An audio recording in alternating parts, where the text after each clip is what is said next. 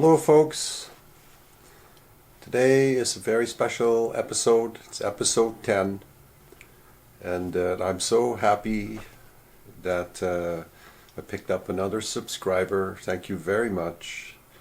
In BitChute I have 72 subscribers now. Oh, that is makes me happy. You know, step by step we will reach lots of people. I hope that you, if you like what I'm doing, also share my videos, please, so that other people can have a look and see, maybe have a listen, perhaps pick up something that might be valuable.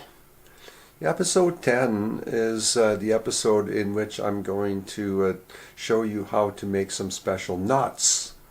A particular special knot, which is not shown in the scouting handbook. But if you have never seen this, a handbook, it's a Tenderfoot to Queen Scout. This is the Boy Scouts handbook. Well, it was certainly for me when I was a Boy Scout. And I'll show you my Boy Scout uniform, which is actually hanging up over here. I brought it out for you to see, and so that you can actually recognize that I am a person who can be seen as something of an authority on knots, since learning to tie a variety of knots was part of my training. And for those of you who are concerned about what's coming down, this is the ultimate survival booklet. It's not that huge, but pretty well everything you need to know in order how to survive. There's all kinds of stuff in here that is just great information, not just how to tie knots, but how to read a map and a compass, how to properly fell a tree, how to actually make your own rope. There's even a diagram in here of a rope making machine. You know, Baden-Powell had it figured out. There's how to do semaphore with flags, you know, and how to do Morse code. The entire Morse code is in here. So this is invaluable, and I will refer to this to help you learn some special knots that are really good to know, especially now that knots will be I think required of us. So that's this handbook, and I looked it up. There are some agencies online that have this book for sale, and not even a very great price. So it was obviously printed in great numbers, and Baden-Powell certainly had a better idea about training youth, just like Adolf Hitler had a great idea with the Hitler Youth Movement, which really essentially was very much similar to what Baden-Powell had put together. It was, I think, based on a pretty similar kind of a roadmap, if you will. Roadmap. Well, seeing as I'm looking at it, this is, I guess, the first thing I'll show you is, see if the camera will focus in on this. But that was my patrol leader's hat badge. I wore this on the front of my Stetson when I was only still a patrol leader, which was much like a sergeant. A patrol leader is a sergeant, and then I was a second first. I went into Boy Scouts when I was 11 or so, 11, yeah. And I'd already gone through Cub Scouts in the Netherlands, and then joined the Boy Scouts in Edmonton, the 19th Bonnie Do Banshee troop. And rose up pretty quickly from a second, then to a patrol leader. So I was in charge of a patrol of 6 boys for a time. And then by the time I was 14, I reached the level of a Queen Scout, and became the troop leader, which is like the master sergeant, the top boy in a troop of, I think we had 6 patrols, so around 36 boys altogether. It was a big troop, and that was real scouting. Like we actually did stuff like build things with wood that we cut in the forest, and learned how to make a lean-to and a reflector fire, and live in the woods in the wintertime even. That sort of stuff was great. Really great experience. Oh, and since how I see this sitting here, I thought, well, for those of you who are seeing this video and you live in other countries other than Canada, and if you've paid attention at all, you know that in Canada, recreational and medicinal marijuana, cannabis, sativa, cannabis indica, altogether cannabis hemp, is now legal. And since I had one sitting here, I thought, well, this is a dispensing vehicle, if you will, a container. One of the types of containers, there's a variety of them, and it's in this particular case still an indication of the over packaging that is taking place at the moment. There's still sometimes you'll have depends on what company is producing the product. There's a number of legal growing operations that produce marijuana, legal marijuana, and this is a 3.5 gram container, but 3.5 grams. That's only a little tiny bit in here, and since this is it's not an indented bottom, that's a big jar. You could pretty well put an ounce of marijuana in here, and so it's a bit over packaged. There are some that make a paper container, like a little bag, if you will, that has a resealable seal on it, like a baggie, but made for dispensing marijuana. It's opaque paper bag, basically. That to me is the better way to dispense this amazing herb, which I have utilized for over 50 years, quite frankly. And I never bought into the nonsense regarding smoking marijuana, and I was never, for any length of time, a tobacco consumer. So I have really, here I am approaching 70, day after Christmas, and I have no trouble coming up these 3 flights of stairs in my building, carrying my groceries, since we don't have an elevator. Yeah, that's another reason I chose to live on the 3rd floor. This is the top floor in this building. It's a corner, so I have a corner penthouse suite here, and it's nice and large, 2 bedrooms, 1,100 square feet, and I'm able to hang up quite a large number of my pictures, but the extra room is almost impossible to navigate through, because I took all of the large panels that were stacked up in the hallway and put them in that bedroom for now. But I have found a venue that's interested in hosting my paintings, and so I will be moving the framed items out of here like right away soon, lickety-split. And it's going into the YSS marijuana dispensary, one of my favorite stores. So yeah, for those of you who are my subscribers and don't think that marijuana is good for you, well, I beg to differ, and we can agree to disagree on that one. If you have never used marijuana, then you really have no right to say anything about it. But like I say, I'm approaching 70, and you can see I look in pretty good shape. I don't mind being a little bit vain, I suppose. But I look at other people that are my age, and they're they're just about kaput. In fact, lots of younger people, they're already long gone even. Yeah, smoking marijuana, in having done that, and that started in high school, about grade 11 or so. I was student council president of my high school. I won a number of scholarships when I graduated, including the entrance scholarship to the University of Regina BFA program that year in 1970. I was a host on a regular television show while I was in high school. I was one of 350 auditioned high school students to be one of 20 selected to join the Saskatchewan Youth Theatre experiment. So ever since, I've done lots of stuff that indicate clearly with the right kind of let's say focus, will to power,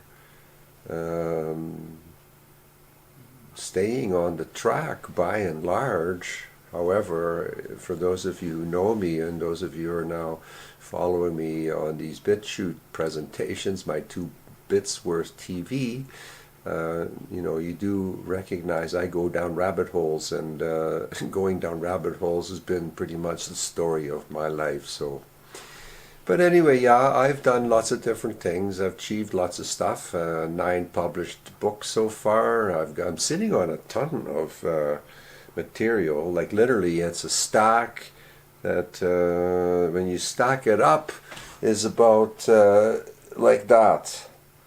Yeah, of paper. That's like 5 books.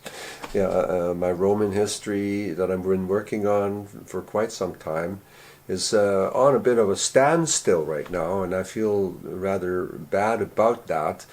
But I blame that on the international parasite responsible for this COVID cost that's put everything into kind of a limbo and makes lots of us, many of we creators of content, writers, film producers, and so forth, many of us are kind of sitting on material wondering, like, well, really, is there any point to completing any of this? Many of us may very likely end up in a gulag if we don't act soon. And that's another reason why I want to teach you some knots, because we are going to be using these knots very soon. So one of the items, if you will, that leads me to suggest that a particular knot be learned and that we begin to utilize this particular knot on certain entities is what has come to light in 2 particular laptops. One recently, that being the laptop of Hunter Biden, and an earlier laptop, that being of Anthony Weiner, who exposed his wiener and is a disgusting Khazarian tentacle of the international parasite who was connected with another quite despicable individual, Huma Abedin, who is close friends with one of the most despicable witches still breathing, and that surprises me, and that is Hillary Clinton. In Weiner's laptop, apparently, there is video that shows Huma Abedin and Hillary Clinton engaged in an absolutely horrifically macabre act that involves a little girl in a very dark and satanic practice that she's subjected to, and it was filmed, and someone very close to me indicated that they had in fact seen that video when it was still available in the dark web. It may still be there. I have absolutely no idea. I'm not quite that internet savvy, albeit I've used the internet a long time, but I've had no inclination really to go in digging deep down, whatever. I'm more busy on the surface. I mean, I do have books sitting on my desktop. I do a lot of reading, and I like watching movies, and so hopefully someday one of you watching my videos might take a look at my books. You can see them in Amazon. I do have an author's page in Amazon, and Barnes & Noble has my books. But I don't know if you're aware of this or not. Some of you probably are, because I have spoken of this before. But the person who published 6 of my novels, he has disappeared, and nobody seems to know where he is, and he's still making money off the books. He took away the property of some 70,000 authors, many of whom converted their material into electronic formats. But since all ties have been severed, Amazon and Barnes & Noble unwittingly are still paying royalties or commissions, if you will, on the sale of the electronic versions of the books. And in my case, I converted 4 of my books to electronic format. A Pirate's Tale, I believe A Journey to the Underside, I think Marty and Me, and Hansel Svenska. So, if you want to read my books, you certainly can do so. I derive no financial benefit, but that's all right for now. Once finances allow, I'm definitely going to seek some legal directions to put an end to these payments going to this thief, and republish all my material myself, make my own publishing house, Tiger Publishing, which is, Tiger Video, Tiger Publishing, Tiger Graphics. This is all a brand. These are brands of like one brand, Tiger, Tyger. You'll see in my videos. Sometimes I'll put there, Tiger Video Productions at the front or at the back. But these particular episodes, my 2 bits worth TV, that's a separate series. Albeit the producer still is Tiger Video. That's me. It's all me. Yeah, just little old me, just doing this here thing with his little Lumix camera. Yeah, hoping that my chatter adds something to the conversation that benefits you in some way or other. But I should stop the camera at this point. Oh, wait, no, let me finish first about the laptops. Okay, so we have Wiener's laptop with all this incriminating evidence that should have already put Hillary Clinton in jail, and Huma Abedin, and I'm not sure now whether Anthony Weiner has gone into a prison cell or not, although he should be, of course. But the way things seem to work or not work in the United States really is a wonder to me. You think about this. Prior to Donald Trump's election in 2016, he was adamant that he was going to do something about Bill and Hillary Clinton. And they were terrible people and they were horrible and all of that. Then I watched the entire inauguration parade, and I watched as Donald Trump and Melania Trump came into this building that was just outside of which was the platforms, the bleachers for people to sit and watch and all of this. But inside this building there was a rotunda, and all these people were standing around, not a lot. They were sort of standing there waiting for things to accrue. And Donald Trump and Melania Trump went into this little room just off from this rotunda.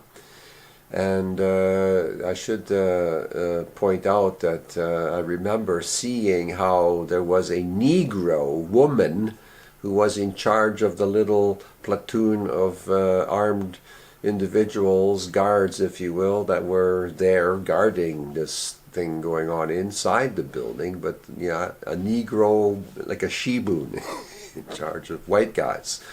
Yeah, they rub our faces into it, don't they? And so here they went off into this little room, and there was just this pause, and it was all, this is live video, and I'm watching this. It was about a minute or two. We're just sort of watching, the camera's sort of sitting in there, and people shuffling their feet and talking to each other, whatever.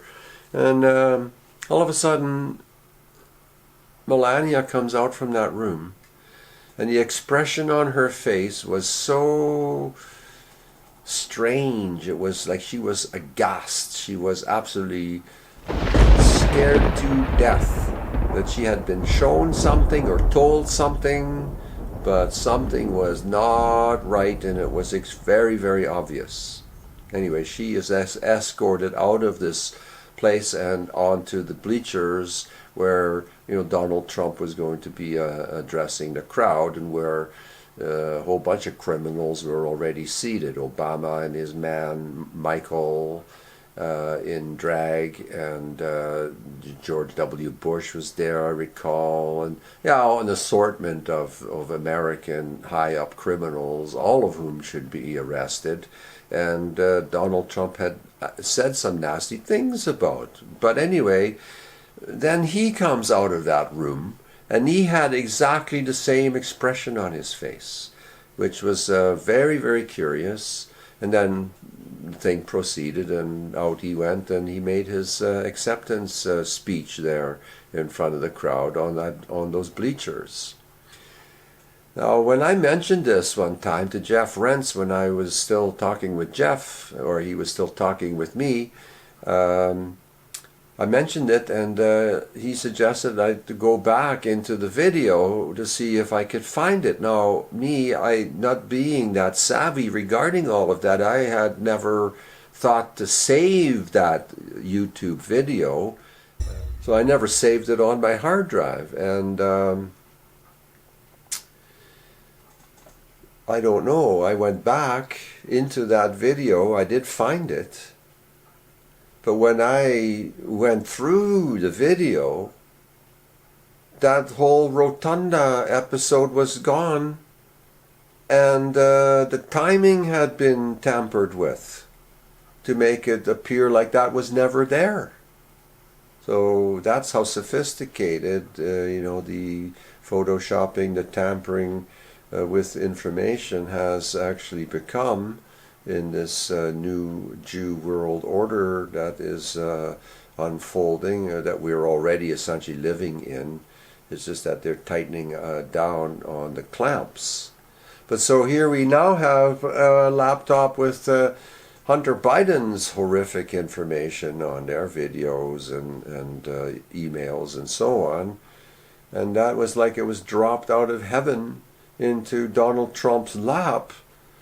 And given the kind of rally attendance numbers that Donald Trump is showing, if he doesn't win the election, then it'll be so obvious that the election has been tampered with, and indeed that is a strong possibility. But there is really no hope for Joe Biden, and I'm very curious whether today we're going to actually see and listen to another debate. We'll call it a debate. It certainly wasn't a debate. The first one wasn't a debate. But if we have actually another presidential debate, given the fact that Joe Biden has allegedly gone into hiding, and rightly so, because the emails that are allegedly on the hard drives that were connected to this laptop of Hunter Biden's are extremely incriminating and clearly prove that the Bidens are, just like the Bushes, a criminal family. It's a crime family. These are the Sopranos in the flesh. Worse than the Sopranos. Yeah, it's pretty amazing, and so that's another reason why I thought it might be a good idea to start learning something about making knots, the right kind of knots, and that will be the next part of this presentation. So I'm going to film this in steps, because that way I'll get each knot in, and then the way I edit it into iMovie, that way I can put some stuff, notes, whatever, for you. So this is going to be likely a little bit of a longer video session, so you can watch it in stages. However you want to watch it is up to you. But again, just before I begin showing you some knots, again, I want to remind you, take a look if you can find this little handbook, Tenderfoot the Queen Scout. It is not huge, but it has all the stuff, really good stuff, that you can put into your bug out bag, and you have it to hand. all the different things that are useful to you to know. So yeah, actually I can't wait to show you some of this stuff as I'm going through here. Gosh, wow. To think that this is the stuff that I was learning when I was like 12 years old, and so this little book is really old. Wow. Why do I say that? It's not really, really old. In the scheme of things, this is pretty recent. But yeah, 12 years old, so you can do the math. It's 58 years old. No, wait, 48 years old. Yeah. And it's in great shape. Took good care of it. Okay, so I'm going to drink a little bit of coffee, which is my fourth cup today, and I'm filming here. It's 4:22 in the afternoon of Thursday, and I believe it is. What is it actually? I always lose track of it. I looked at it. Oh yeah, the 22nd, right? Thursday, October 22nd. Gosh, we're not far away from the election. Whatever happens in the States, one way or the other, all hell will break loose. Antifa and Black Lives Matter, burn, loot, murder, those two communist Jew-led groups have promised to burn down people's houses who were or are Trump supporters. So if Donald Trump wins the election, which he ought to win the election, but ultimately, folks, don't be deceived. Donald Trump speaks all kinds of positive things, but when you actually look into the things, not all of it is true that he says. And the other thing, he does talk about vaccines. He is, even though he doesn't wear a mask and he is openly calling it the China virus, and he is bucking the official narrative, seemingly.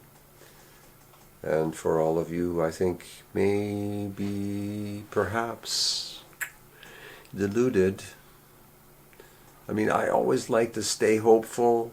I always like to think, oh, well, maybe is it that he is a chameleon and he infiltrated the ranks of the parasite and pretends to be one of them in order to get to where he is, where he can now finally, put the clamp down on the entity. I don't know. I see Jared Kushner's his bizarre, expressionless face. He, I wonder, might be Lucifer himself, perhaps even, standing there in the wings, directing Donald Trump. But Donald Trump is promoting vaccines. Oh, the vaccines will be rolled out, and, the army we can use, and so on. So all these platitudes, and everybody, oh, yay, Mr. Trump, yay, Mr. Trump. And then there you go. I think we're heading into the winter of our discontent, quite frankly. It's getting, I think, increasingly dark with regard to what the entity has planned and is effecting. Again, remember, I did refer to the Georgia Guidestones, and many others have as well, that they indicate the plan is to reduce world population to 500 million. So 500, what is it, 500 million? So yeah, that's not that many people. It's 500 million. 500 million people worldwide. That would certainly free up an awful lot of space, wouldn't it? However, the idea that the world is overpopulated, which is a way that they're justifying this reduction in population, is nonsense. The world is not overpopulated. What is the problem is that the resources are poorly produced, ineffectively distributed, and a whole lot goes to waste.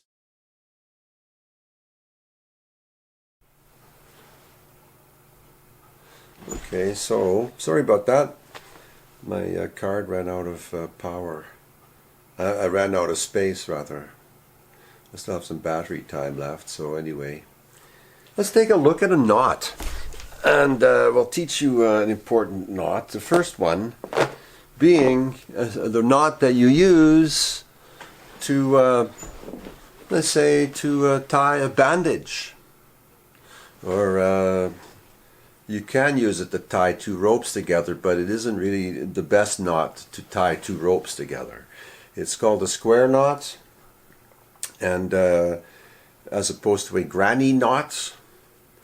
And the square knot is you have your two ends of a rope, and you go right over left, and then left over right. And what should happen is that these two ends should be parallel to the rest of the rope. You see, the thing about knots is you want to make the knot in such a way that it is easily undone. In this case, all you have to do is, if it got really, really tight, you just simply loosen it by just wiggling the rope. And eventually it just comes apart. It's a wonderful knot, and that's why it's good for bandages, because you don't, in the case of, let's say, a bandage to hold the arm, or whatever kind of bandage, gauze bandage, whatever, because you want to be able to undo the knot so that you can change the dressing. But in order to tie two ropes together, now whether they are of the same thickness or whether you have two different ropes. Here's one of these horrible plastic yellow ropes.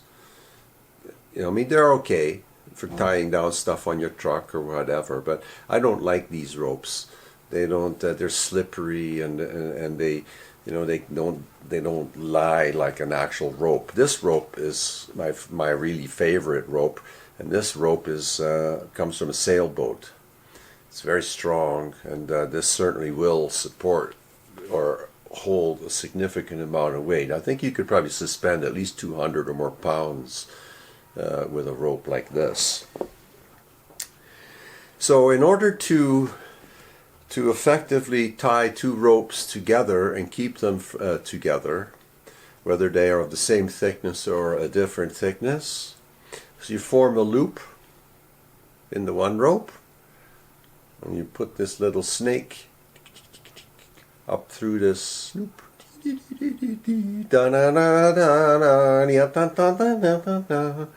then you simply bring this around, this snake, bring it around, and then he goes back into the hole,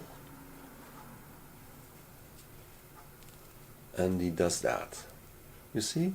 Now this is the way that you hold two ropes together. They will not slip, and if you really want to make sure, what you can do is you can tie around here and around here with say some twine, and I'll show you how to do that effectively.